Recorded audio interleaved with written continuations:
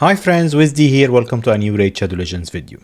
We have a new Void Legendary Fusion starting next Thursday, is it the 3rd? Let me check. Yes, next Thursday, July the 3rd, we're going to start the fusion for Titus Blackplume, and he's a Void Legendary, but is it a straightforward, yes, he's great, let's all get him or not? We'll talk about his kit, we'll talk about whether I think everyone should go for him or not. Generally, he's a good champion if you want the short version of it, but let's dive into the details. So the first thing that we'll highlight here is his kit. His kit requires shields. So I've seen a couple of videos from other content creators saying that him not having shield in his set is sort of a downside of his kit or why you shouldn't go for him. But I think this is not a major issue at all.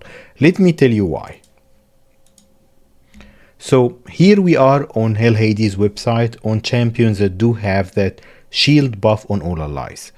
And there is so many of them, especially epics, like let's say epics because they are easier to obtain, and Legos of course if you have them. So all of these champions have a shield skill that applies shields to the whole team, and a lot of them has very good utility other than the shield. We're talking about Brogni, Krisk, Raka, Helikath. If we go to the epic realm here, and there's lots of good other Legos like Freya, Ancora and other champions that I didn't mention, but we have solid ones. We're talking like Akoth, where's one of my favorite? Melga, of course Turagi.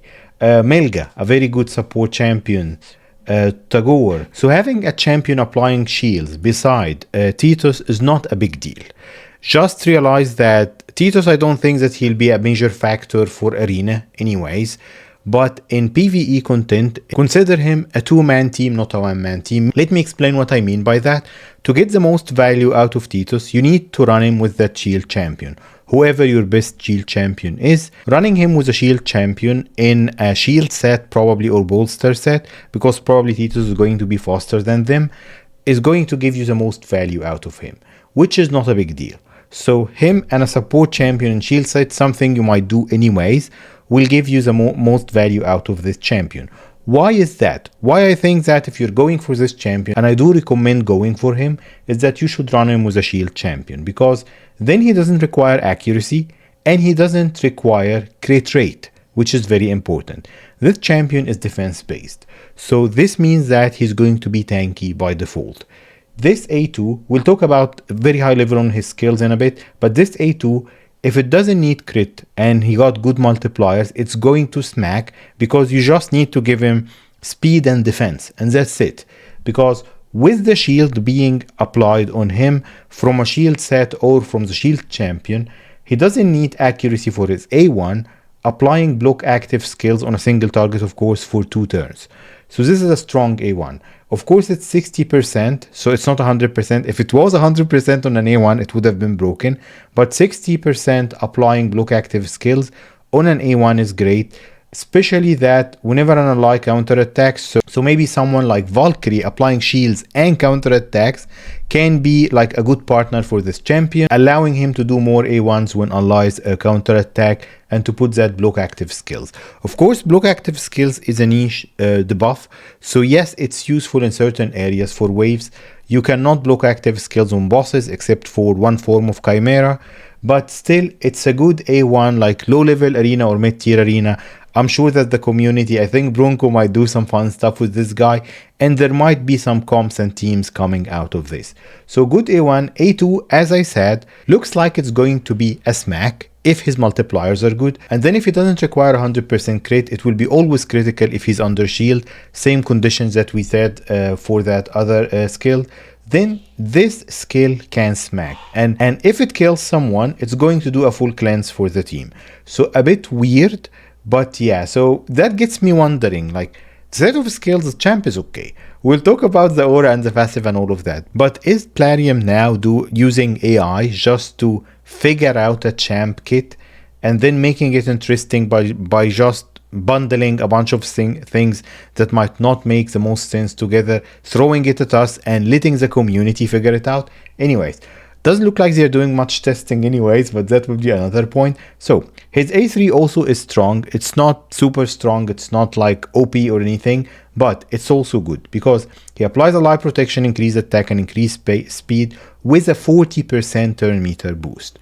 So basically, if you make Titus very fast, he can give your attacker, your squishiest champion, a chance to take a turn and do his damage while boosting his attack and increasing his speed, turn meter and all of that stuff, but also applying a life protection so that if anything happens, this champion is also protected by Titus and the shields that will be applied from the third champion. Also instantly activates the skill. Usually that doesn't put it on cooldown if any of your other champions apply without any buffs. Of course, that's a weird condition because everything else in his kit says that he must have shields. And shields on the whole team will just disable this part of his A3. So anyways, it doesn't fit. Like if they remove this part, like if he just randomly with a certain other condition other than not having buffs applies this skill, it would have been cooler. But anyways, okay, he's an okay champion. His passive is that whenever one of his allies gets hit, he increases their damage for 10% per hit. So if you have a slow damage dealer, other contingeriators as were highlighted for Hydra, for example, that you can have multiple hits from the Hydra hits, and then your attacker will get boosted by, let's say, 40% if he gets hit 4 times or whatever. This gets reset after this champion attacks. So that's why it works with Clan Boss multi-hits or Hydra if the team takes multiple hits, and then the champion will get increased damage. So this has potential to boost the damage of your main damage dealer, which is good. His aura hidden behind me is a little bit weird because it gives only Void champions HP in all battles by 40%. So why not make it 30% for everyone, as Boozer said? And the other thing is that this is a defense-based champion and he's boosting everyone's HP, not defense. That's why I was thinking the AI that wrote the kit for this champion. But so his kit is good. He's not OP. Like Ash said something that I disagree with. He said that this guy can be stronger than Emic. I disagree with that. I think that Plarium regrets giving us a champion as strong as Emic as a fusion. Emic is great. Emic gives you unkillable shields, skill reset. So he's amazing and he's tanky and he can do some damage as well. Emic is one of the strongest champions in the game, and if you have Emic early on your account, he unlocks almost everything for you. So Emic is so powerful. I cannot see, maybe I'm not seeing something that he sees, but I cannot see this champion being as strong as Emic. But he's not a bad champion, he's a good champion. I can see the community coming up from his skills, coming up with pairings and different team setups that can make use of this champion. And the other points that everyone else is highlighting is that this is a Void Lego. So if you don't do the fusion and the community figures out 10 different ways to use this champion, you will have very slim chances of getting him after the fusion. So Void Legos in a fusion, unless they're absolutely horrible, and that didn't happen yet to my knowledge, is usually something to go for. So my verdict is yes, though his cat doesn't spell as OP, amazing champion, let's all go for him, but still he's good and avoid Lego defense based. So this kit can be useful to all players on all levels of accounts, and I recommend everyone who can, without stressing yourself, to go for him. The fusion is going to be a hybrid one, so fragments into epics and then fusing the epics into him. It's not going to be the easiest, but not going to be the hardest as well. So I recommend everyone who can to go for this champion. Now to the giveaway question for today, giving one of you, whoever will answer the first right answer, 5 points towards winning the crazy giveaway account that's always in the description below. And today's question is, which shield champion is used in so many different comps, including Infinity Shield, that was so OP they had to nerf him? He was a fusion that we voted on his skills. Was it 2 years ago now? Anyway, he's pretty famous in the game because of like his shield mechanics that basically broke the game and caused so many OP teams that they had to nerf him.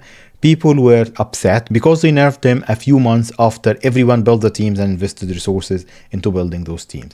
Plarium, if you do those nerfs, you have to give people resources back because it's not the people's mistake that you release the champion that's broken. Anyway, first answer, who is this champion, wins 5 points towards the giveaway. As always, thank you for stopping by. I'll see you in the next one.